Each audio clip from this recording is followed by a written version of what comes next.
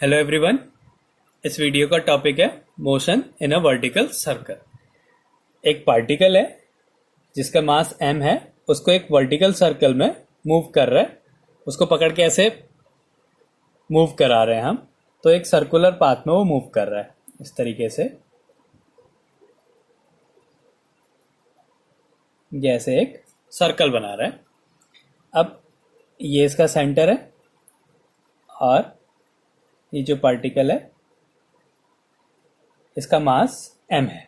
तो इसमें m मास है, तो इसमें एक वेट लगेगा mg। माना इसको ये a पॉइंट है। ऐसे हमने 3 पॉइंट पे इसकी वेलोसिटी फाइंड करनी है। a पॉइंट पे इसकी वेलोसिटी क्या होगी, और इसके मिडल में यहाँ पे पहुंच गया वो किसी टाइम में, तो ये मान लिया a पॉइंट b है। यहाँ पे उसकी वेलोसिटी क्या होगी, और ये जब ये ऊपर अपने सबसे ऊपर वाले पोर्शन में पहुंच गया तो यहाँ पे उसकी वेलोसिटी हमने फाइंड करनी है। अब माना यहाँ पे उसकी जो वेलोसिटी है इनिशियली va वेलोसिटी से वो मूव कर रहा है, तो हमने va, vb और vc की वैल्यू फाइंड करनी है।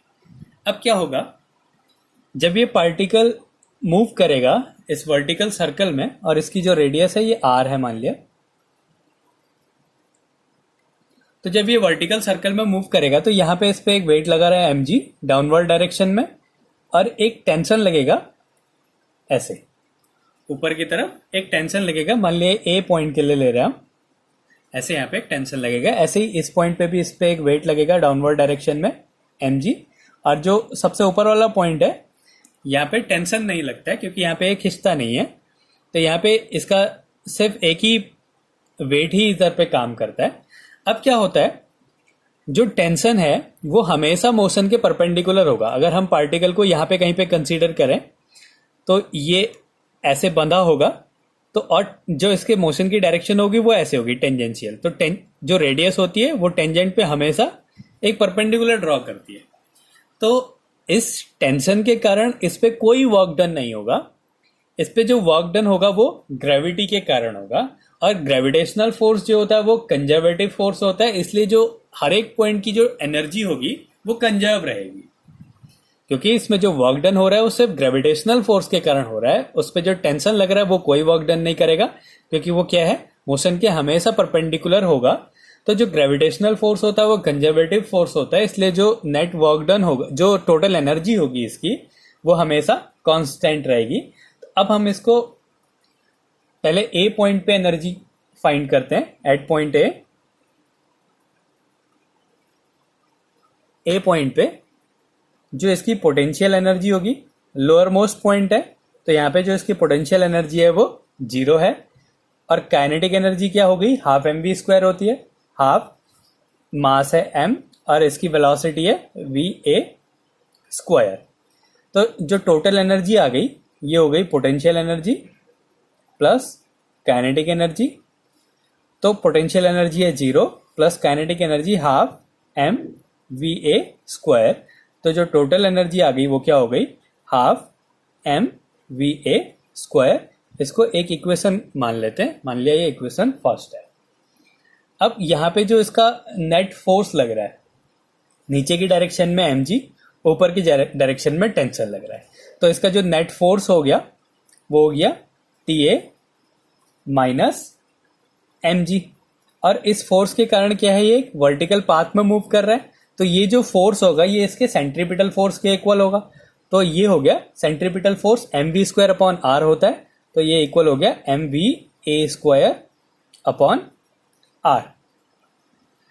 पहले क्या करा हमने, एनर्जी निकाली। लोअर मोस्ट पॉइंट पे पोटेंशियल एनर्जी 0, मान लिया यहाँ पे इसकी वेलोसिटी va है, मास m है, तो काइनेटिक एनर्जी हाफ mva² हो गया, तो टोटल एनर्जी हो गई हाफ mva²। फिर यहाँ पे नेट फोर्स निकाला, TA minus mg equals to centripetal force provide करेगा ये, और उसकी वैल्यू होती है mv²/r। तो इसको ऐसे हमने लिख दिया। अब पॉइंट C के लिए अगर हम निकालें, एट पॉइंट C, अब C पॉइंट पे क्या होगा, ये अपर मोस्ट पॉइंट है। अब ये नीचे से ऊपर कितनी डिस्टेंस इसने ट्रेवल कर दी, 2r डिस्टेंस ट्रेवल कर दी, तो इसकी जो पोटेंशियल होगी वो mgh होता है, और h कितनी है अब 2r डिस्टेंस है, तो यहाँ पे जो इसकी पोटेंशियल एनर्जी होगी वो होगी 2mgr। ये इसकी पोटेंशियल एनर्जी हो गई।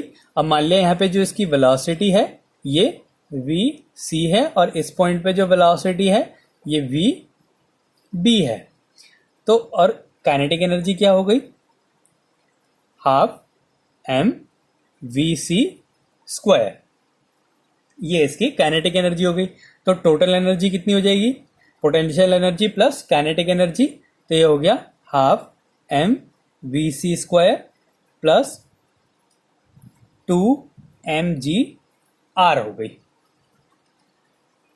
ये इसकी आ गई टोटल एनर्जी आ गई। अब क्या है हमारा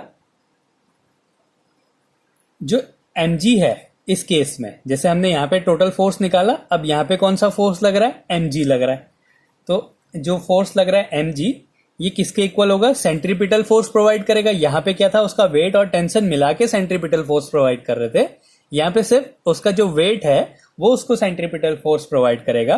तो mg की वैल्यू क्या आ गई, mv स्क्वायर, और कौन सा वेलोसिटी है वहां पे, vc, mvc square upon r हो गया। तो यहां से अगर हम mvc स्क्वायर की वैल्यू फाइंड करें तो क्या आ जाएगा, ये इधर चला जाएगा, mg r आ गया। मान लिया इक्वेशन सेकेंड है। अब क्या करा, यहां पे टोटल एनर्जी की वैल्यू निकाल देते हैं। इसी mvc स्क्वायर जो ये वैल्यू है इसको यहां पे पुट कर दिया, तो E इक्वल्स टू क्या आ गया, हाफ mvc स्क्वायर की वैल्यू क्या है, mgr प्लस 2mgr। इसको सॉल्व करेंगे तो आ जाएगा 5/2 mgr आ गया। अब ये जो वैल्यू है E की वैल्यू, इसको हम इक्वेशन फर्स्ट में पुट कर देते हैं। पुटिंग दिस वैल्यू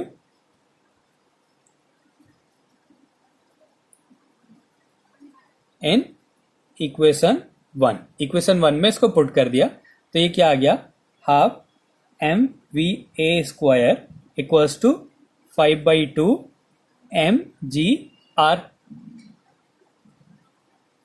अब इसको सॉल्व कर देते हैं।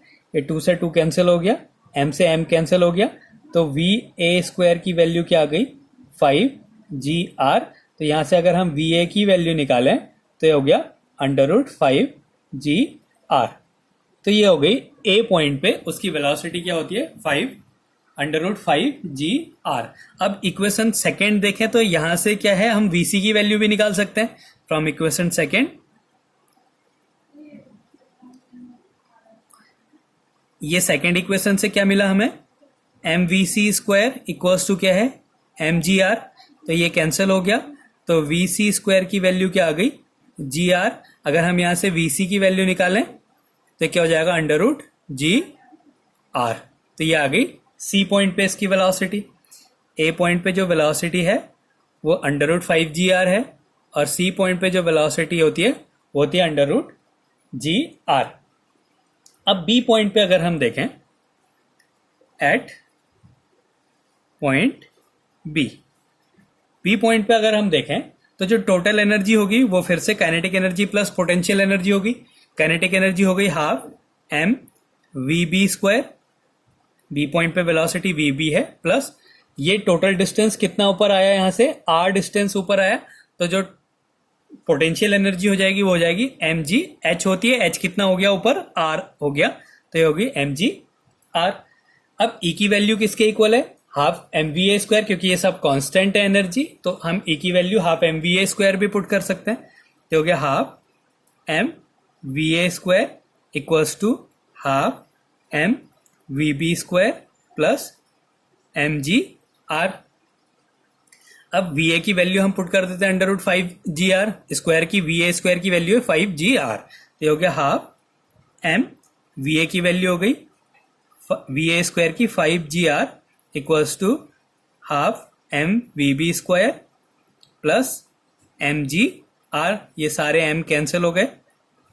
अब इससे हमने vb की वैल्यू फाइंड करनी है, तो पहले इसको यहां पहुंचा देते हैं। तो ये हो गया 5/2gr minus gr equals to half vb square. इसको सॉल्व कर देते हैं तो ये जाएगा 3/2gr। 3/2 GR equals to half VB square, एक कैंसिल हो गया, तो यहाँ से VB स्क्वायर की वैल्यू क्या आ गई 3GR।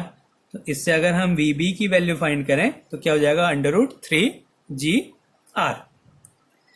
तो इस तरीके से हम तीनों पॉइंट पे एक वर्टिकल सर्कल के तीनों पॉइंट की वेलोसिटीज को फाइंड कर सकते हैं। जो सबसे लोअर मोस्ट पॉइंट पे होगी उसकी वेलोसिटी होती है √5GR, फिर अपर मोस्ट पॉइंट पे थोड़ा सा कम हो जाती है, जो ये वाला पॉइंट है बी पॉइंट पे थोड़ी कम हो जाती है √3GR, और सबसे ऊपर जो है वेलोसिटी सबसे कम हो जाती है √GR।